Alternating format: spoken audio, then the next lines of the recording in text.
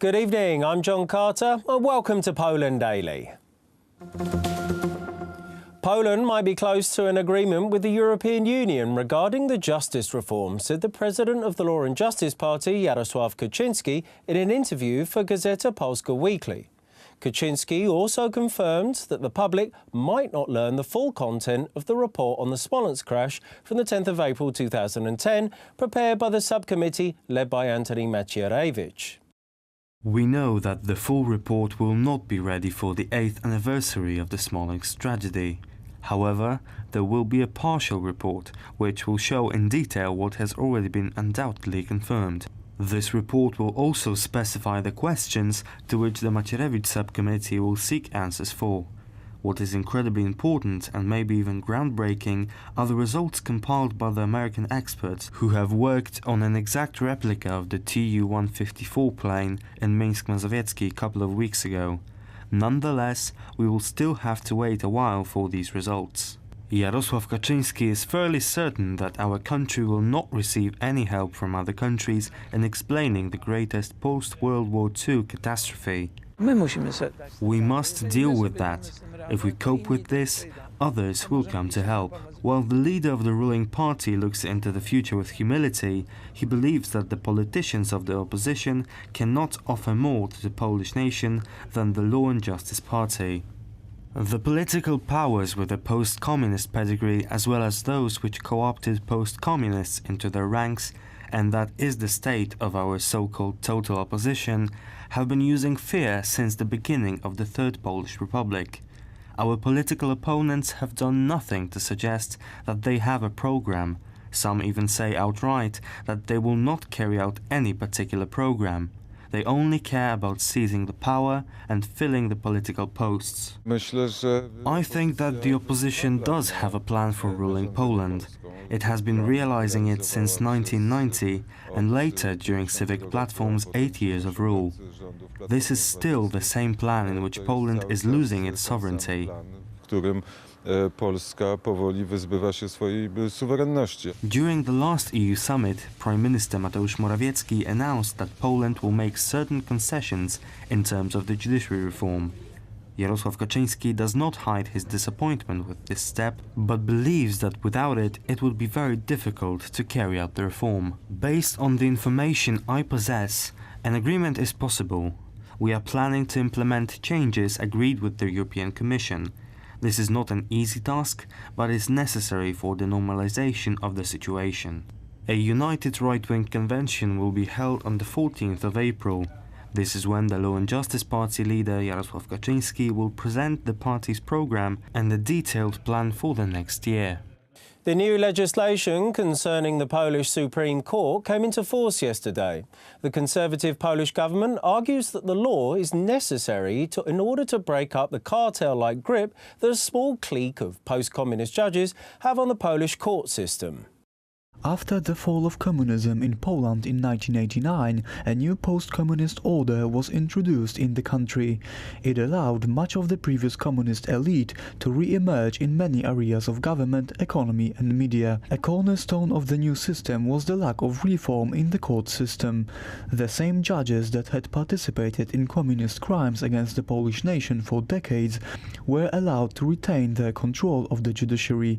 The court system was set up in a way that would allow the old guard of judges to nominate new judges and review ethical complaints against sitting jurists.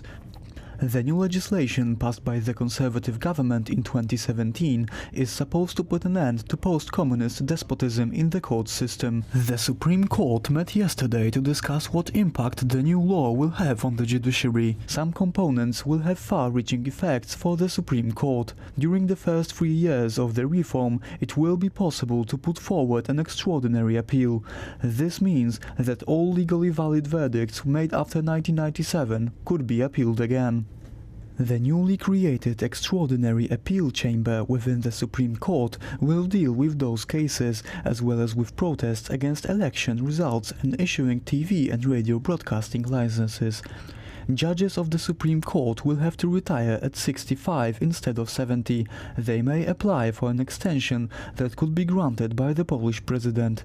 The new legislation contains several defects and dangerous elements.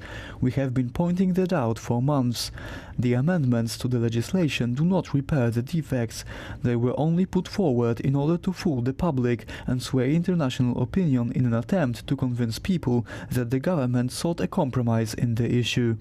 There are, however, politicians in the Polish parliament that see the issue very differently and support the reform of the ruling Law and Justice Party. Reforma wymiaru sprawiedliwości, także Sądu Najwyższego, jest konieczna. The judicial reform is necessary, especially so bearing in mind the recent cases in which judges have declared other judges not guilty when they obviously were. All of Poland saw how scandalous those verdicts were, and people demand a reform of the judiciary. Jak najbardziej powinniśmy reformować sądownictwo, jak najbardziej powinniśmy wymienić również sędziów. The new legislation concerning the Supreme Court came into force yesterday, but due to measures of legal obstruction taken by the President of the Supreme Court, it will take some time before all elements of the reform will be implemented. Fact, a Polish tabloid owned by German and Swiss publisher Ringer Axel Springer, has accused Senator Anna Anders of unnecessary spending. They revealed she lavished 600,000 zloty of government money on travel. Anna Anders, the daughter of a famous Polish general, considers the accusation a witch hunt. She stated that her job description as a diplomat in the Chancellery of the Prime Minister simply requires a lot of travel. The Ringer Axel Springer's Fact tabloid is famous for its scandalous headlines and controversial stories. This time, the daily newspaper has attacked the daughter of a famous Lieutenant General Władysław Anders, who commanded the Polish division during the Second World War. Among many front lines, his soldiers fought in Italy and managed to capture the infamous Monte Cassino outpost, which was crucial for breaking the German lines in southern Europe. The daughter of the Lieutenant General, Anna Maria Anders, is a highly respected person on the international diplomatic scene. Apart from her Polish citizenship, she also has a British and an American passport. During her duties as a Secretary of State in the Polish Chancellery of Ministers, she took 75 business trips. Anna Maria Anders finds it hard to believe that someone would accuse her of unnecessary expenditure during her diplomatic visits. In an interview in WP.pl news website, she stated, "It is impossible to have an international dialogue without leaving the office. I don't determine the costs of plane tickets, and they make up most of my expenses. The majority of my work involves meeting with politicians around the world. Should I reject an invitation to the ceremony of a newly appointed Chief of Staff of the US Army at the Capitol, for example?" The cost of a single Anna Maria Anders trip averages around $2,000, which is not a huge amount, considering the need to buy plane tickets and a hotel room for the diplomat. The daughter of General Anders stressed the importance of her work in the long-term plan of Mateusz Morawiecki's government. We have so many good news, on the economy. So many good things are happening here. It always seems to be that the front page is always some little problem which is magnified. An art installation compiling the artwork of soldiers that fought in the so-called Anders Army was opened in Warsaw today.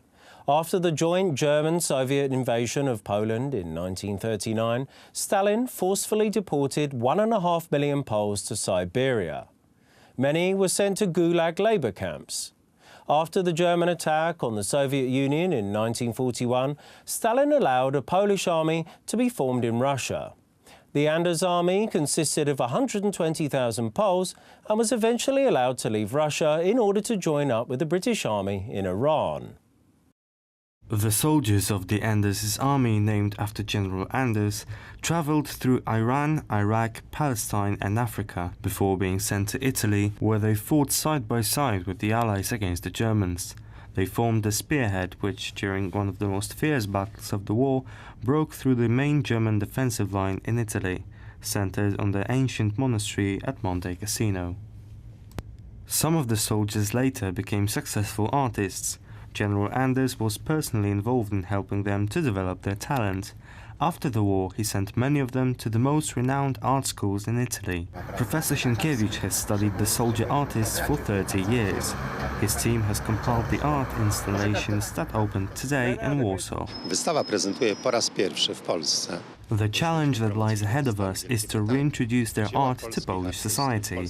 One of the most famous Italian artists, the futurist Gino Severini, called the style of the Polish soldiers continuity and novelty. Their art was based on the French school and especially post-impressionism. The new art installation in Warsaw makes it possible for Poles to see many of the pieces of art for the first time in Poland. In communist times, their art was banned in the country. The art installation aims to show the individuals who made the anti-Sys army. After the war, they couldn't return to communist Poland, and therefore many of them are not well known in Poland. It's important for me to bring back their memory, especially since my mother was one of them. The story of the artist soldiers shows that people that have witnessed the worst evils imaginable are nevertheless able to create beautiful art. Thank you for joining us this evening. I'm John Carter. Poland Daily returns same time tomorrow. Good night.